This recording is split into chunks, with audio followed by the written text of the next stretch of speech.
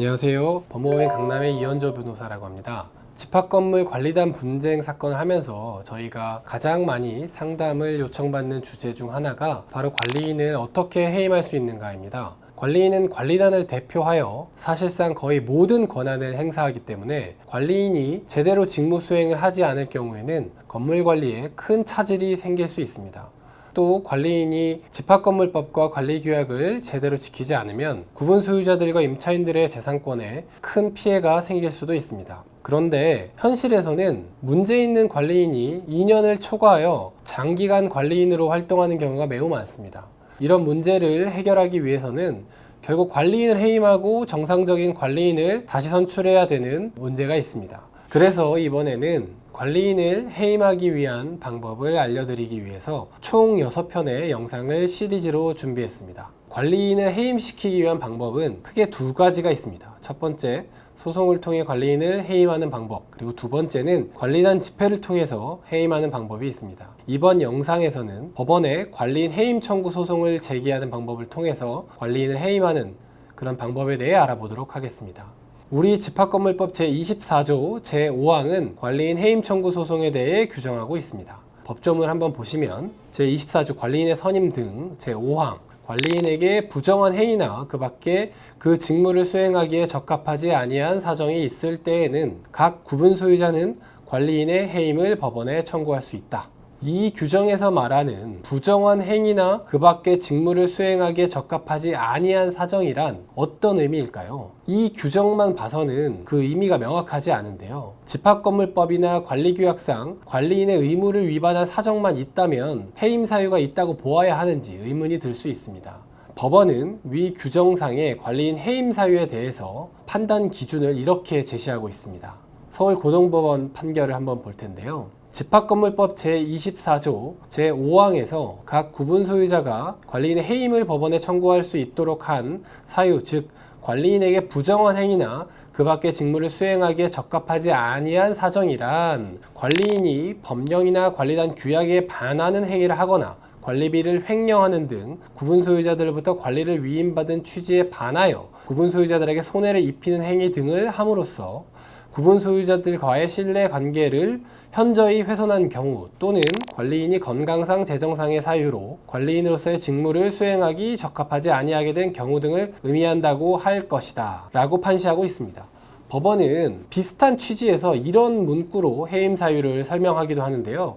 서울중앙지방법원 판결을 잠깐 보면요. 법원은 관리인이 법령이나 관리단 규약을 위반하였다는 점만으로는 부족하고 관리인이 법령이나 관리단 규약의 주요 부분을 위배하여 구분 소유자들로부터 관리를 위임받은 취지에 반하여 각 구분 소유자들과의 신뢰관계를 현저히 해한 경우 또는 관리인이 건강상 재정상의 사유 등으로 관리인으로서의 직무를 수행하기에 적합하지 아니하게 된 경우 등을 의미한다. 이렇게 표현하고 있기도 합니다. 그런데 위 내용은 법원이 개개의 사건에서 해임 사유 존부를 판단하기 위해서 제시한 추상적인 판단 기준일 뿐입니다. 실제 소송에서는 해임 사유들을 구성하는 구체적인 사실관계를 종합적으로 고려하여 판단할 것입니다. 예를 들어 관리인은 관리비 징수 및 지출 내역을 보고할 의무가 있는데 이러한 보고 의무를 몇 해 위반하면 해임 사유가 인정된다 또는 정기 관리단 집회를 몇 년간 개최하지 않으면 해임이 된다. 이런 식의 기준은 사실 설정하기 어렵습니다. 결국 법원이 해임 청구를 인용했던 사건들에서 드러난 구체적인 사정들을 보고 우리 건물 관리인에게도 해임 사유가 있는지 없는지를 판단해 볼 수밖에 없는 것입니다. 네, 그래서 저희가 관리인 해임 소송에 대한 법원의 판결문들을 분석을 해봤는데요. 법원은 관리인 해임 청구 소송에 대해서 매우 신중히 판단하는 태도를 보이고 있습니다. 단체 내부에서 투표를 통해 선출된 대표자를 투표를 거치지 않고 법원의 판결만으로 그 지위를 박탈하는 것은 관리단 집회를 통해 표출된 그 단체 구성원들의 집단적 의사를 결과적으로 무력화하는 것이기 때문에 당연히 신중해야 하는 것이고 그래서 법원은 그런 측면에서 부담을 가질 수밖에 없는 것입니다. 그래서 실제로 법원이 해임 청구를 인용한 사례보다 기각한 사례가 훨씬 많습니다.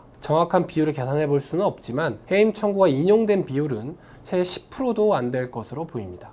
해임 청구가 인용된 구체적인 사례들을 보면 이런 몇 가지 경향들을 확인할 수 있습니다. 첫 번째로는 일단 단순히 집합건물법이나 규약에 정해진 의무를 한두 차례 위반한 것만으로 해임 사유를 인정하지 않습니다. 두 번째로는 관리인이 해임됐던 사례들은 거의 대부분 업무상 배임 또는 횡령, 이 해임 사유로 포함되어 있습니다. 돈과 관련된 비위 사유가 있는 것이죠. 세 번째, 관리인이 관리단을 대표하여 자신과 경제적으로 유착되어 있는 업체와 도급 계약을 체결하면서 그 계약 내용을 관리단에게 일방적으로 불리하게 설정해서 관리단에게 손해를 끼친 경우에도 해임 사유가 인정되는 경우가 많습니다. 제가 상담을 하다 보면 관리인이 보고 의무를 제대로 이행하지 않고 정기관리단 집회를 제대로 개최하지도 않는 경우에 관리인을 해임할 수 있느냐, 이런 질문들을 많이 물어보십니다. 말씀드린 것처럼 관리인이 이런 보고 의무를 한두 번 위반했다고 해서 바로 해임 사유가 인정되지는 않습니다. 그런데 만약 많은 구분 소유자들이 관리비 징수 내역에 대한 공개를 아주 오랜 기간 동안에 반복적으로 요구했음에도 계속 지속적으로 그 공개를 거부할 경우에는 이는 관리인의 보고 의무를 아예 형해화하는 정도에 이르렀기 때문에 구분 소유자들과의 신뢰관계를 현저히 해하여 해임 사유가 있다고 볼 개연성이 매우 높아집니다. 그리고 이렇게 관리비 내역 공개를 계속 거부하는 것은 아마도 업무상 배임이나 횡령, 법행이 존재했을 가능성도 높습니다. 여기까지 설명을 드리고 나면 도대체 어디까지가 해임 사유고 어디부터가 해임 사유가 아닌 것이냐, 이런 질문을 많이 받기도 하는데요. 실제로 유사한 사실관계에 대해서 법원은 어떤 때에는 해임 사유가 인정된다 라고 보기도 하고 어떤 사안에서는 해임 사유가 인정이 안 된다 라고 보기도 합니다.